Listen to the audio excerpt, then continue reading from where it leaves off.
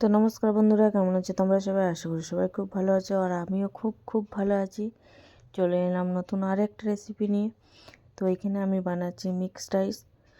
তো তার জন্য আমি এখানে নিয়ে নিয়েছি চালটা সেদ্ধ চাপিয়ে দিয়েছি নুন আর তেল দিয়ে।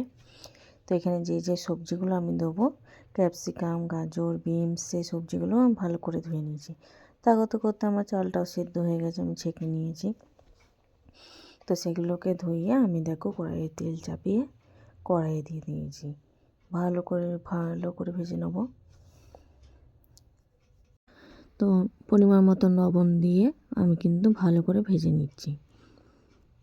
তো আমার ভিডিওটাকে কোথা থেকে দেখছো অবশ্যই কিন্তু কমেন্টের মাধ্যমে আমাকে জানাবে।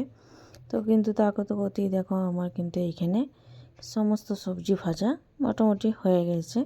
তো আমি এখানে যেহেতু সব মিক্স রাইস করছি, সেহেতু আমি এখানে মাংস দিচ্ছি। সেহেতু দেখো মাংসটাকে কিন্তু আমি আগে থাকতে আদা, পেঁয়াজ, রসুন আর সামান্য পরিমাণ ওটা কী বলে গোলমরিচ গুঁড়ো আর দিয়েছিলাম সয়া সস।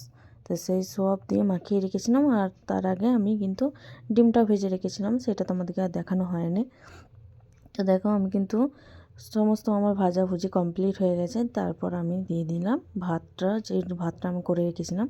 তারপর সমস্ত সবজি, ডিম, তারপর দিলাম গোলমরিচের গুঁড়ো, তারপরে দিলাম একটু ভিনিগার আর সয়া সস, সব দিয়ে এবারে আমি কিন্তু এটাকে মিক্সড করে নেব। মিক্স করে নেওয়ার পর দেখো কিন্তু আমার মিক্সড রাইস কিন্তু কমপ্লিট। তো এরকম মিক্সড রাইস কে কে খেতে ভালোবাসো অবশ্যই কিন্তু কমেন্ট করবে।